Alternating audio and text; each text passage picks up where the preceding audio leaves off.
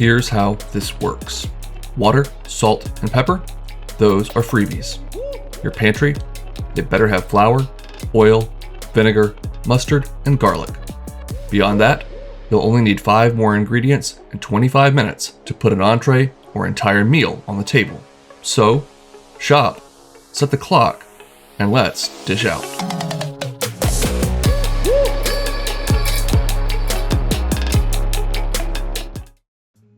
We will start off with some cooked bacon. This recipe is going to need most of its 25 minutes on the grill, so we're going with some store-bought shortcuts, including, yes, some pre-grated cheese. I know, sue me, but it's a little bit of a shortcut, so I went with it.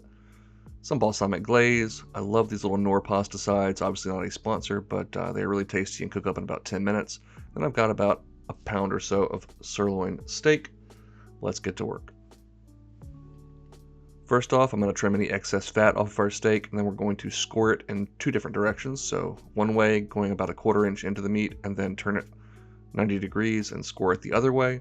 This is going to allow us to pound it out about 1/2 inch or so in thickness. You want to use some plastic wrap to help keep the meat from splashing all across your kitchen. Once you've got it as thin as you can get it, again about a 1/2 inch would be just fine. We'll go ahead and season that up with a good pinch of freshly cracked pepper and a strong pinch of salt.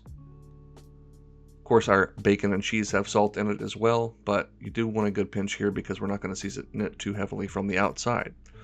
We'll go ahead and cut up some of that bacon and lay down a nice layer of that, followed by a good handful of our cheese blend. Exact amounts, or at least suggested amounts, will be down below in the description as always. Once the bacon and cheese have been applied, we'll go ahead and roll this up as tightly as we possibly can. And I do understand it is not going to be perfect. And again, the thinner you can pound your steak, the more surface area you're going to have. But you want to be able to at least roll it over on itself at least one time. And then secure it with some toothpicks by placing them through the edges.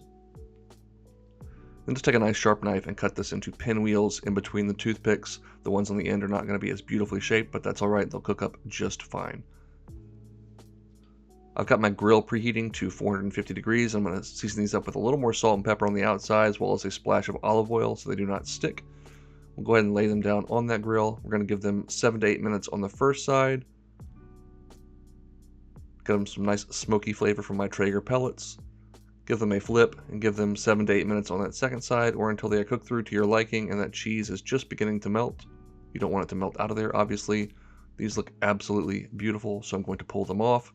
I cooked my Knorr pasta per package directions, and it is inside waiting on us to plate all of this up.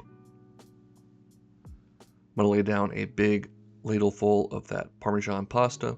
You could use rice, mashed potatoes, or any grain or quick cooking side of your choice. We'll lay down a couple of our pinwheels. I did pull the toothpicks out, of course, no one wants to eat that.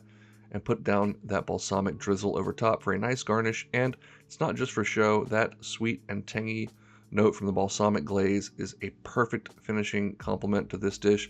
You got the rich, unctuous sirloin, which is cooked nice and medium. That gooey, funky cheese blend that I put in there. That tangy and sweet glaze and that creamy pasta on the bottom.